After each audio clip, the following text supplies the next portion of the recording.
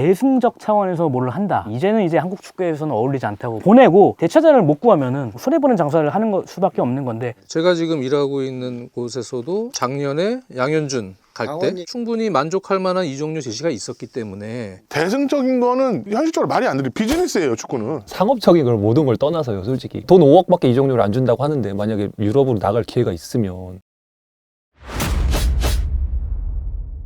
대승적 차원이라고 하잖아요. 그래서 K리그에서 이제 선수들을 이제 유럽을 보내는 시즌이 다르기도 하지만 이제 중간에 보내는 입장인데 꼭 유럽으로 보내야 되냐? K리그 발전을 위해서는 좀 놔둬야 되는 거 아닌가? 뭐 이런 얘기들이 있는데 여러 가지 이거는 좀 생각이 좀 다를 수 있어요. 저는 일단 대승적 차원에서 뭘 한다.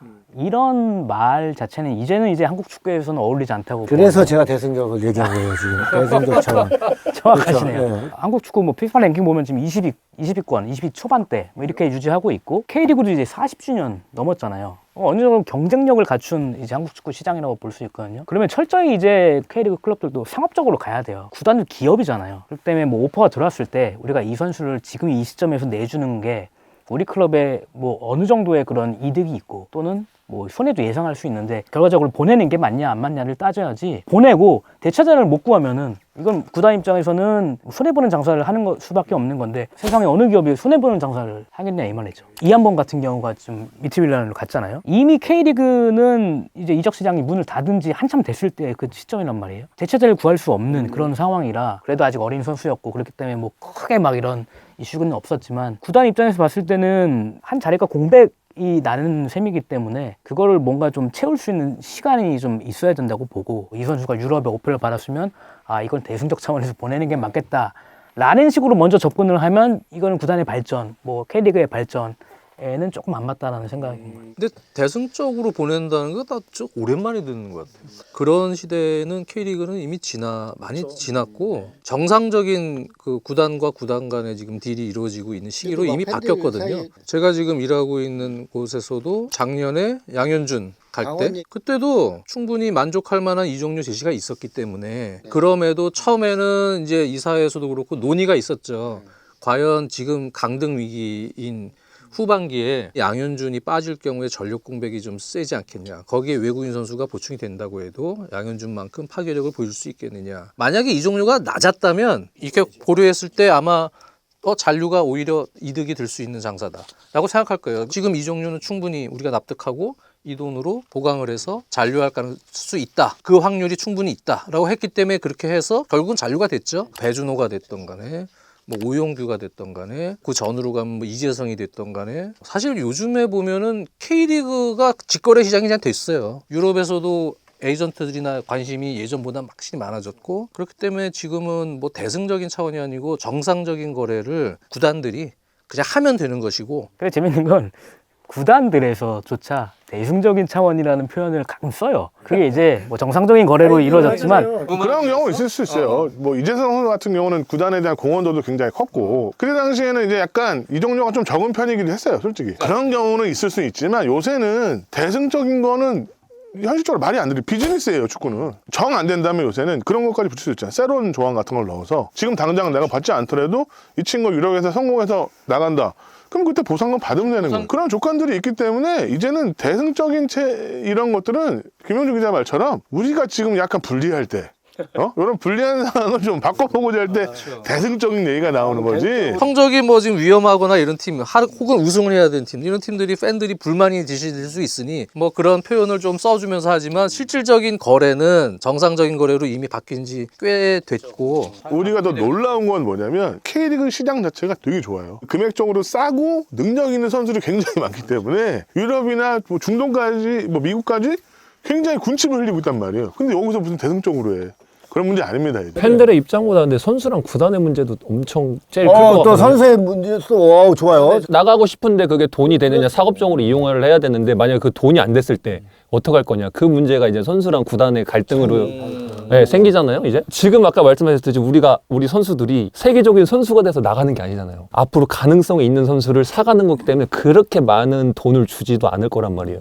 구단 입장에서 생각했을 때 그런 문제만 해결되면 저는 아무 문제도 없을 거라고 생각을 해요. 원래에서 처음에는 잔류를 시키는 쪽으로 가려는 의견도 좀 많이 팽배했고 저는 반대 입장이었지만 강원 같은 경우도 임채민의 보상금 중국 그게 또 큰 도움이 됐고 양현준도 큰 도움이 됐고 이게 시도민 구단은 그런 게 사실은 큰 도움이에요. 그게 없으면 조금 힘들 정도로 20-30억 원 좀 벌어들이는 게 좋죠. 솔직히. 그런 선수들을 돌리면서 우리 이천수 의원도 뭐 인천에 있었으니까 잘 아시겠지만 그게 사실은 중요하다고요. 저도 있을 때 한 1년에 20억씩 이정도 발생했거든요. 벌어들였는데 그거 안 하면요 빵꾸가 생겨요. 무조건 생겨요. 왜냐면 이 선수의 계약을 그 전에 이제 리스크에 있는 선수들이 있어갖고 그런 것 때문에 리스크가 20-30억이 나거든요. 그거를 이제 선수를 좀 잘하면 팔고 그 이적료로 좀 수익을 해서 좀 키운 다음에 또 재팔구로 이적할 때 구단과 구단 문제뿐만 아니라 그 선수의 목욕까지 돈이 다 돌아가거든요. 아예 그런 부분에 있어서도 저는 엄청 큰 메리트라고 생각하거든요. 저도 일본으로 갈 때도 일본에서도 제가 모교에다가 돈을 몇 천만씩 줘요. 그런 부분을 봤을 때도 저는 정말 메리트라고 생각해요. 유스한테는 그게 되게 커요. 민재 요번 가면서 엄청나게 돈 많이 받았잖아요. 돈도 돈이지만 이번에 설령우가 이제 울산에서 결국 못 갔죠. 그건 이제 돈의 문제라기보다 시점의 문제잖아요. 개막 2주를 앞두고 있는데 이제 나가버리면은 주전 풀백이 그러면은 감독이나 구단 입장에서는 이게 선뜻 이걸 하기가 물론 이게 뭐 제가 설영우 선수의 관계자가 아니기 때문에 정확하게 알 수는 없지만 에이전트 관 쪽에서 설영우 선수한테 이렇게 제안이 왔다라고 얘기할 수도 있지만 그게 구단에 들어간다는 보장은 없잖아요. 그러면 이제 서로 오해가 생길 수 있는 부분들이잖아요. 선수는 에이전트가 얘기를 했기 때문에 나는 유럽에 간다라고 생각할 수 있지만 직접 구단과 구단과의 이런 연결고리는 지금 없는 상태면 구단은 모르는 거잖아요. 그러면 구단 입장에서는 아니 지금 시즌 개막이 얼마 남지도 않았는데 갑자기 우리 주전 선수가 나간다? 그럼 당연히 잡을 수밖에 없는 거예요. 정상적인 그 이적 시장이에요. 유럽도 마찬가지죠. 유럽이라고 뭐 선수 이적 오면 다 보내나요? 그렇지 않아요. 그 상황에 맞춰서 명보 형이 잘하는 게 있어요. 영건이한테 들었는데 이렇게 오면 그걸 잘 꼬신대요. 아 지금 시기가 이거를 엄청 잘한다고. 한 가지 아쉬운 점은 고용준 선수도 최근에 갔고 포항에서 그래서 K리그에서 이제 직거래 시장이 이루어지긴 했는데 우리가 사실은 디렉터 시스템에 대한 중요성을 아직까지는 조금 간과하는 것 같아요. 물론 도입을 하려고는 하는데 디렉터가 구단 방향을 같이 감독이랑 해서 확실히 잡아주고 그리고 그 이적 시장과 관련된 부분에 대한 플랜도 사실은 그 범주 안에서 이루어져야 이런 얘기가 안 나온대요. 그거는 시도민 구단도 마찬가지예요. 그 예산 범주 안에서 그게 있어야 되는데 지금 우리나라는 아직 그 시스템이 좀 상당히 부족해요. 이게 마찰이 좀 생길 수밖에 없는 부분이 권한 문제가 때문에 좀 말들이 많죠. 디렉터고 구단의 전체 방향을 끌고 가는 사람. 근데 오고 나면 이제 선후배가 돼버리고. 현재 강원이 그러지 않아요.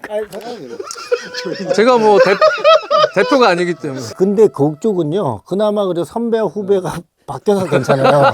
이렇게 바뀌어버린 디렉터보다 감독의 선배면 이 권한 문제가 있어요. 뭐 그런 상황이 조금 이제 다 또 소통이네 오늘. 근데 지금 사실은 우리나라 이 이적 시장과 관련된 디렉팅 시스템이나 이게 완전히 걸음마의 수준이에요. 그래서 이제 시작이기 때문에 지금 뭐 선후배 관계 뭐 우스갯소리로 얘기했지만 지금 완전한 과도기 관계도 사실 안 왔다. 과도기 단계를 거쳐야 되고요.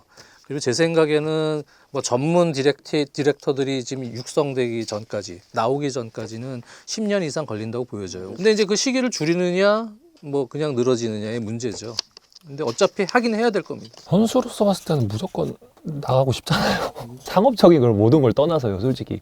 돈 5억밖에 이적료를 안 준다고 하는데 만약에 유럽으로 나갈 기회가 있으면 거기 제일 불편한 부분이에요. 자주 오거나 계속 오지 않는다고 생각을 해요. 그게 유스하고도 연관이 되는데 일본 같은 경우는 벨기에 뭐 신트라이던이나 또는 포르티모넨세나 이렇게 자기네들이 연관되어 있는 구단들도 있어요. 그러니까 조금 중소리그로 가서 난 도전하고 싶어 이렇게 해서 보내줘요 보통. 워낙 그 풀이 넓어요. 넓고 선수가 많이 들어와요. 또 좋은 선수들이 들어오기 때문에 우리나라와는 풀이 자체가 다르니까 사실 일본이 그게 부러운 부분이죠. 그러니까 거기서 또 그 유스에서 괜찮은 선수들이 다시 올라올 수 있다는 자신감이 있고 근데 우리는 사실 그런 자신감 없어요. 뭐 투자를 많이 한다는 뭐 무슨 뭐 유스 쪽에 수원 삼성이나 이런 팀들도 강등되고 모양은 그렇게 내는 것 같은데 제가 보면은 그렇게 실효적으로 이루어지지 않고 있기 때문에 그 구조나 이런 거가 같이 사실 진행이 돼야 되거든요. 그래야 우리도 자신감 있게 구단에서 내보낼 수 있고 갈 수 있고 해야 하는데 그렇지 않으니까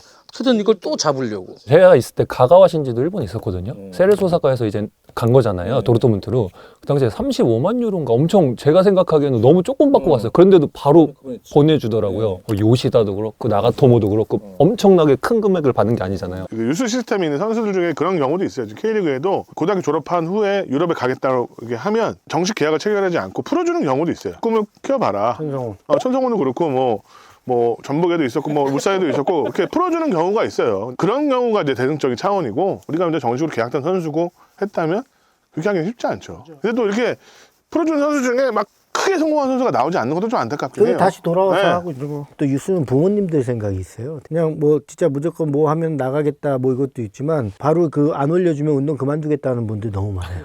예? 지금까지 했는데 그만둔다고요?